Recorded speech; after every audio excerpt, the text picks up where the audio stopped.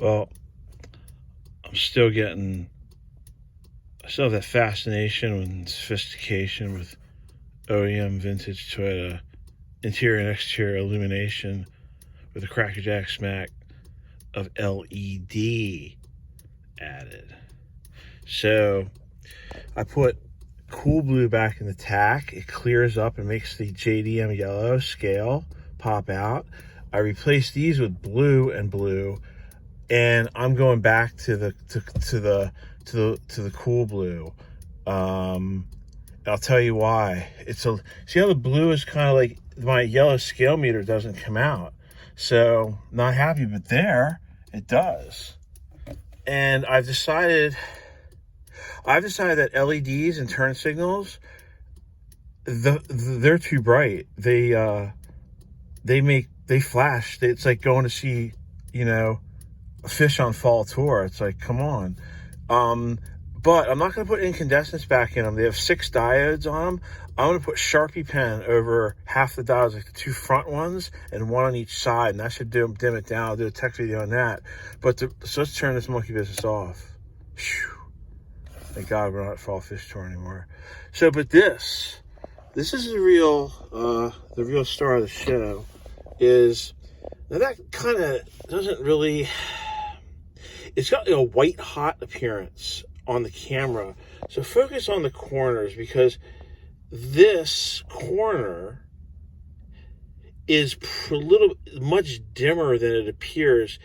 The corner, how it looks on the tech video here, that's actually the center. But focus in on that a second. If you look back in the Ghost thread when I took the new orange, the new stuff in the orange bottle, and I waxed this, we held it up to the light and it had that aquamarine color. I special ordered nothing less than an initial 10-pack of aquamarine. Can we get that? I don't know if I want to get it. That's aquamarine right there. That's not blue. That's aquamarine. I call it aquamarine anyway. I matched the translucent lens. I want to take this off because I want to show you guys something. I matched the translucent lens. See how the color is the same? Boom, boom. Match the translucent lens. Now watch this. I'm turning my cool white 8000K. Now look at that. You see that? That is aquamarine. That's not green. So I got aquamarine LED bulbs. So let's just say and call that period correct LED lumen color tone, or lumen tone, or whatever you want to call it. But I'm going to have those on the store. The LED bulb lumen tone absolutely matches the aquamarines on here 100%. And you won't have this hot spot. It shows up on my iPhone 8 camera phone. And I guess it's just LED, but it's very crisp and it's very sharp. The center looks nothing less than, well, like that little guy on the corner with the air jets blowing in his face. So, and then the same thing there. The center looks just like that. It's not too intense. Now, you'll notice that I didn't put that little plastic spreader bar on there. I'm going to put that back on, the diffuser, and see if it evens it out and report back. But, so check this out. This is what happens when the Ghost starts. Everything's LED, okay? It looks a lot brighter than it is. Again, hot spots. Let me go back, hold on. That's not LED. I forgot to put LED in that one when I changed out the cluster. I had some monkey business issues from the previous owner to figure out. Now, I want to try to get the 4-wheel drive icon to light up, because when you turn off the engine, it lights up. Now, what's interesting is the H4, I didn't put LED in that, so I stand corrected. The Ghost is not 100% LED. It's 99.420 because I didn't put a bulb in that one. I spaced on that. So edit. Now watch this. See how the 4-wheel drive light lights up? I guess it's not a timer, but it has a timer. And I don't know if they're supposed to do that. Like, why would it come on when you turn off the engine? Is it some sort of blade feature? Now, however, the Ghost is in 4-wheel drive because I'm putting the snow version rear diff in it this weekend. So it's got the front drive shaft on it. So I'm really digging my non-USA right-hand drive 70 series final generation analog tuner. I don't know if you can see it from here, but the knobs, let me turn the rear lamp on. The knobs are on the right-hand side. If you get a radio like this, knobs on the right-hand side, right-hand drive. Knobs on the left-hand side, left-hand drive.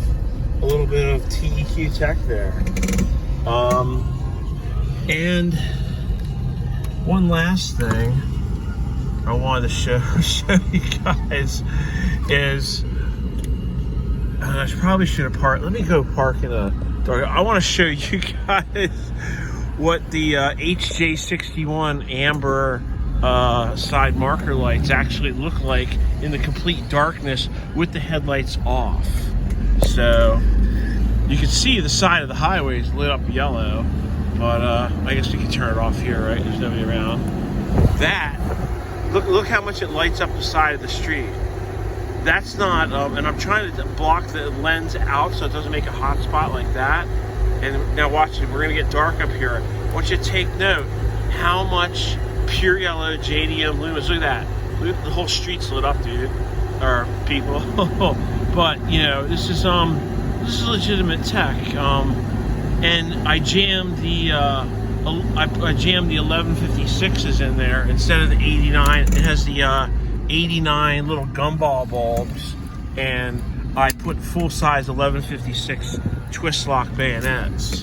So, you know, bayonet twist locks. So, because if you did that with a incandescent bulb, the heat from the filament would simply melt the lens because it's within a deck of cards. You know, it's not touching it, obviously, but, you know, it's within a deck of cards. But look at that yellow glow, man. And you know what that's for? I'm not sure if anyone's ever heard me mention this or not, but in fact, the reason those Scandinavian, so we call them that, the HJ61 snow version front marker lamps have that bubble lens is when you are at an intersection and the snowbanks are on the side of the road, right? Well, when you snicker your front end out to get a peek around the snowbank, oncoming traffic will see you a lot better and a lot clearer. You know, yellow is caution. It's not stop. So they'll see your nose out of the truck. I mean, these trucks have a big front end, you know, that's almost 6 feet long, you know, the engine bay, 5 feet long at least. And yeah, so that's the tech behind the Y on those lights. It wasn't like a styling choice. It was kind of practicality. But I'm really digging the cool blue. Yeah, I call it like a cool blue, and the tack because of the way it pops my the yellow scale meter that I applied with a traditional hand quill. I bought a speedometer needle paint through Summit. They have all the colors, but I just got you know, they're yellow. They just have one, and I did get orange, but I haven't really used it yet. And I got white. But yeah, that's the that's 411. So, but I'll have those aquamarine blue 6 diode LEDs on the store. And if you're looking for LED, do not put you know, 8500K cool white version in there. I saw something online. Somebody put one in. So obviously putting an LED in there isn't my idea. But you know, but getting the lumens right like that. Look at that. That's nuts, dude.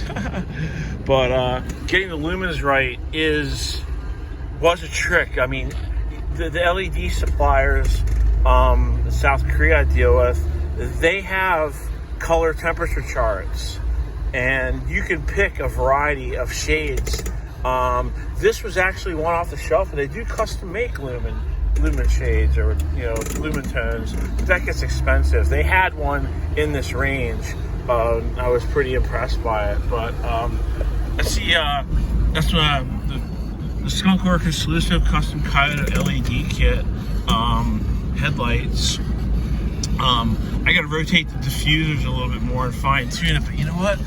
Let's go back here in the woods, and this is where the public swimming pool is up there for the community. But this is kind of a good area because there's no darkness. I mean, no light here. It's pretty much black. So we're just gonna ride by. We're riding by clearance lights here. So you got the yellow off the side of the road, but I also have the pure yellow clearance lights up front. So that's nothing, and then that's the clearance lights up front. That's low beam, and that's high beam. Boom, boom. See the bottom, how I do adjust the diffuser? But that's, I think my headlights need to be adjusted up. I adjusted them down on the road a little bit, and it seems like they're a little bit down. The trees should be lit up on high beam.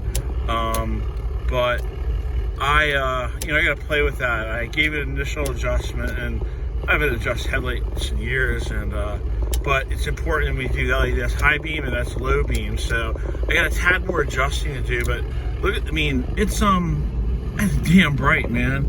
So custom Coyote LEDs exclusively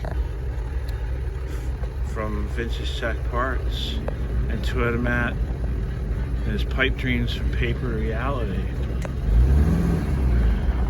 That you could read a magazine off the side of the truck.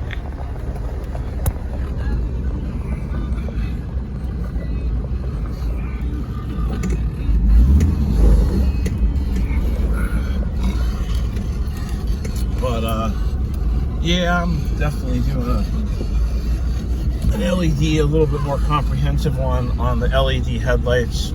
Now that I got the round truck, one of the reasons I purchased the Ghost was because it was the hybrid setup, the manual transmission conversion, and the FJ60 front end. I wouldn't have bought it if it didn't have both of those features already done. I didn't realize how involved putting an FJ60 front end, you needed a core support. I thought you just bolt on the grill and the sheet metal, but it's a little bit more involved than that. She came with a body lift, a sweet girl, the Ghost, and body lift is coming down. There's some some sort of shop-made Nerf bars on the back. It looks like a wide lady sitting on the stage's hips, and I'm not really down with that either. They're coming off, but I'm gonna leave the side skids on because I really need them to get up in the truck. Putting the smaller tires on, the 285, 85, 16s, I think that's what it was, yeah.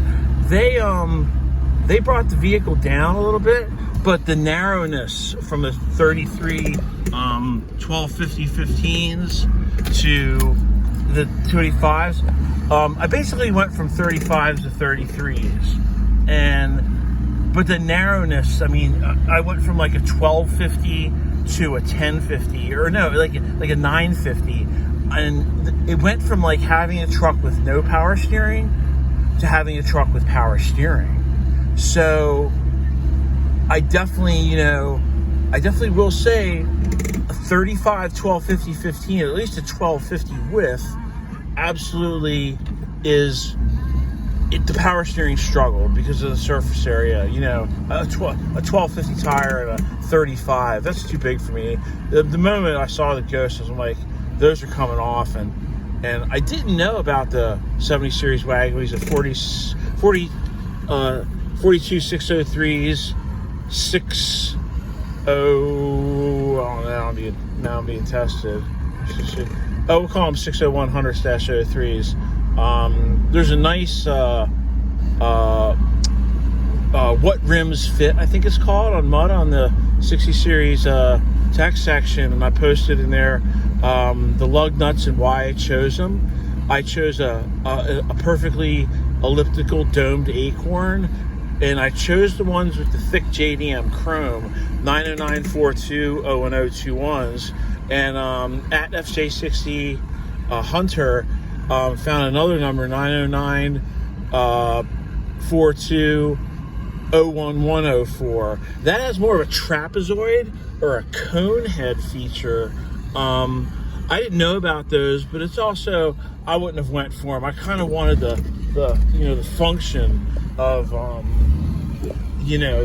entire the circumference. I wanted to be even. I didn't want like that cone head top.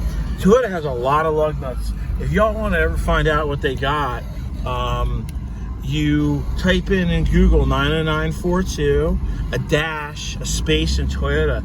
90942 is the first 5 prefix for anything Toyota lug nut, period. There's open-ended acorns that are chrome, and I found those in the Middle East, and I think I'm going to bring them to the table because getting lug nuts chrome plated at your chrome shop is probably expensive and poisonous. I did not know there's chromed open acorns. I think that might, what do they call themselves? The Steelies crowd? Steelies. Long live the wagon wheels. Yeah, the Steelies folks, and some of them have the black Steelies. I think black Steelies with chrome open-ended acorns might just simply be bad to the bone. But, yeah. Anyway, that's enough of that. Toyota Matt over and out.